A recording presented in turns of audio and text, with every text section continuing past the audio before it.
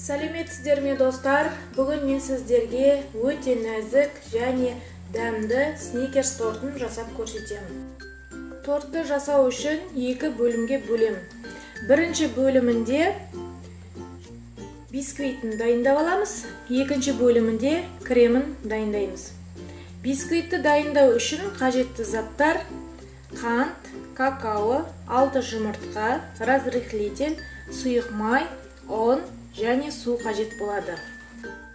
Ал екінші бөлімде кремді дайындау үшін 33% сливки, творожный сыр, орех, сгущенка және қант ұнтағы қажет. Алдымен жұмыртқаларды екіге бөліп аламыз. Яғы мен ағы мен сарысын бөліп алуымыз қажет.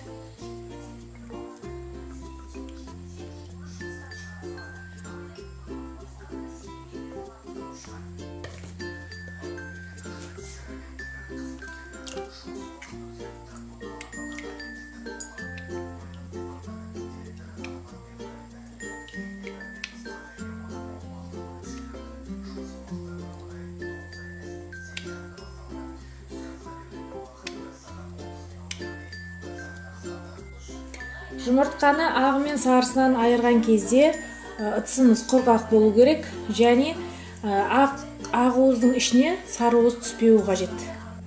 Алдымен жұмыртқаның сарысын құрғақ таза ыдысқа саламыз. Жұмыртқаның сарысын ыдысқа салғаннан кейін оны миксерлейміз. Оның үстіне 100 грамм қантымызды бөліп салып отырамыз.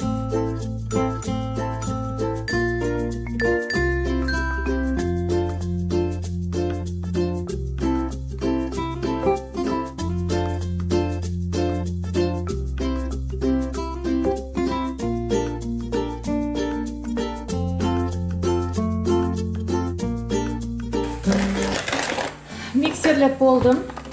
Енді оның үстіне суымызды құямыз. Су 100 грамм.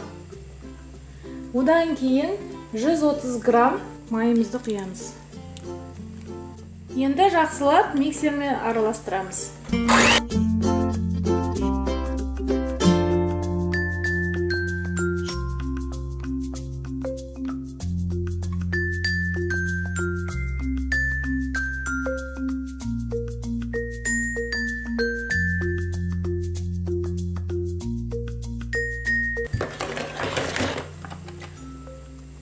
Сұйық сместерді араластырып болдым.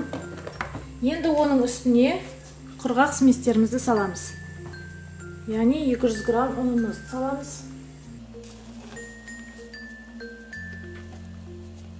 Оның үстіне 30 грамм какаомызды саламыз. Оның үстіне 1,5 қасық разрыхлитель саламыз. Енді жақсылап араластырамыз.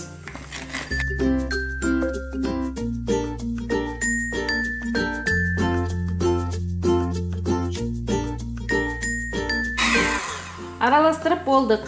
Ендігі кезекте жұмыртқаның ақуызын араластыруымыз қажет. Ендігі кезекте жұмыртқаның ақуызын таза құрғақ ыдысқа саламыз. Одан кейін оны миксермен араластырамыз.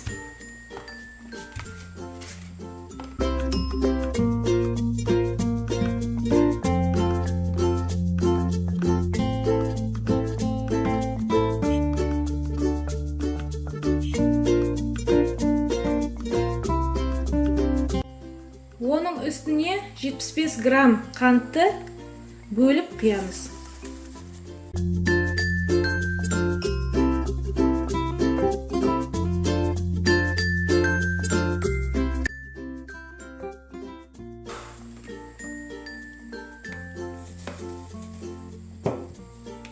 Миксерлеген кезде бір қалыпты жасауымыз қажет, ең төменгі қалыппен.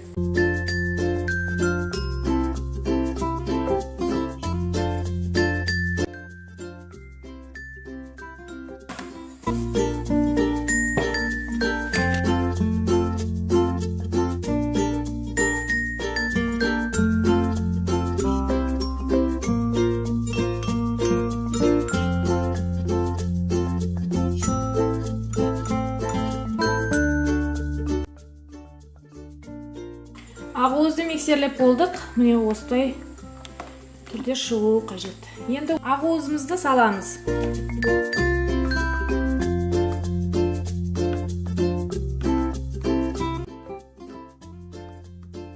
Салып болғаннан кейін араластырамыз. Лопаткамен араластыруымыз қажет.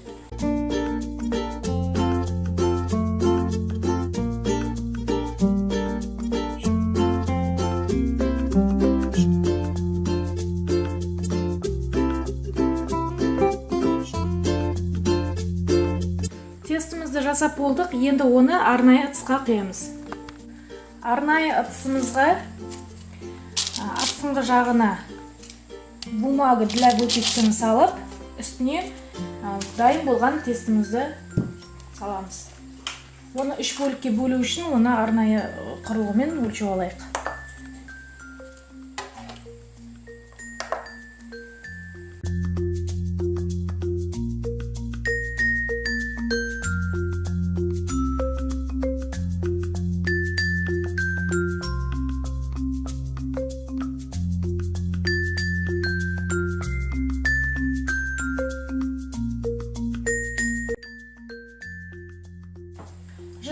Градусқа 20-25 минутқа ыстық пешке қойып пісіріп аламыз.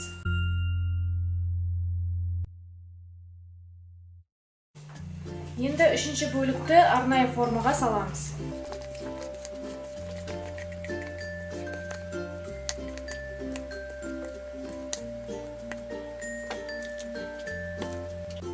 Ыстық пештен бисквитімізді алып шықтық, дайын болды. Ендігі кезекте крем жасауға кірісеміз. Ол үшін 200 грамм сливкімізді жақсылап миксермен араластырамыз. Яғни миксермен араластырған кезде төмен жылдамдықпен араластыру қажет.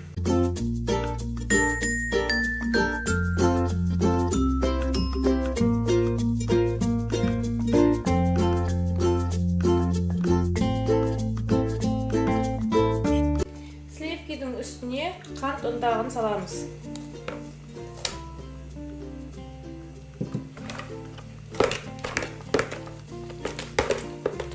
Оның үстіне творожный сырымызды салып жібереміз.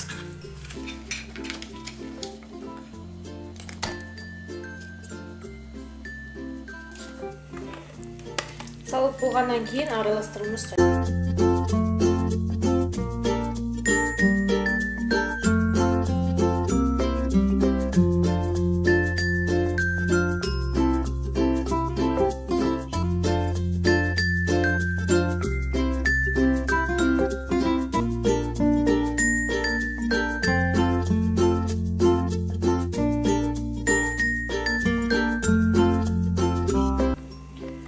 Миксерлеп болдық, яғни біздің креміміз міне мынадай күйде болуы қажет. Дайын болған бисквиттерді жинақтаймыз. Бисквитті салып болғаннан кейін арнайы торт өлшегішті қойып алып, үстіне дайын болған кремді саламыз.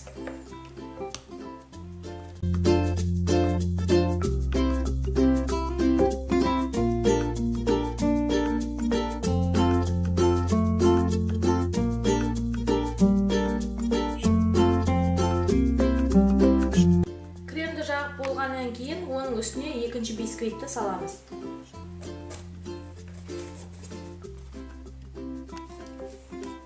Салып болғаннан кейін екінші кремді дайындаймыз.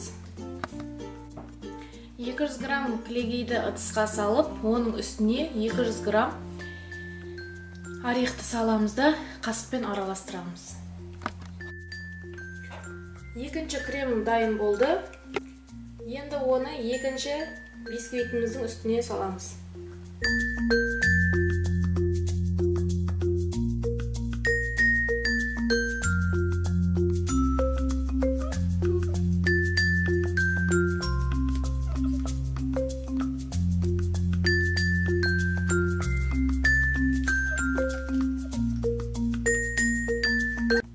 Енді оның үстіне үшінші бисквитімізді саламыз.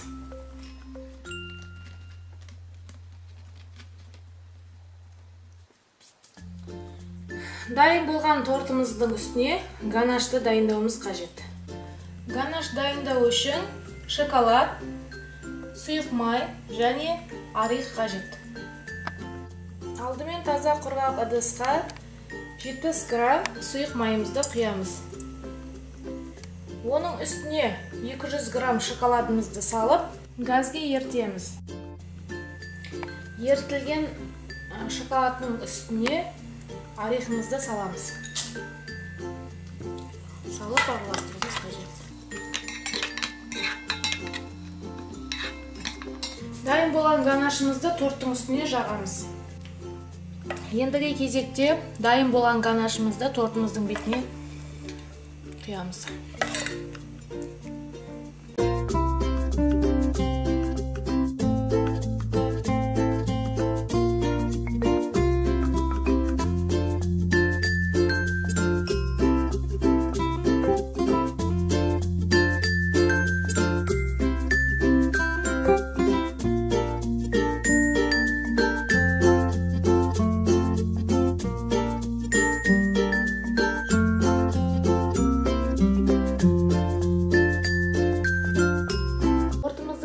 Шоколад ганашын құйдық.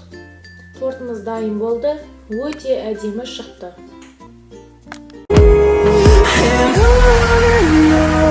We'll go through the wastelands, through the highways, till my shadow turns to sun rays. And on we'll go through the wastelands, through the highways. And on. Біздің жаңа видеоларды жіберіп алыңыз үшін міндетті түрде подписация мәзірін басып, каналға жазылып кетіңіздер. Мына тұрған қоңырауша белгісін бассаңыздар, біздің видеоларды ең бірінші болып көресіздер. Бүгінгі осы, келесі кездескенше сау болыңыздар.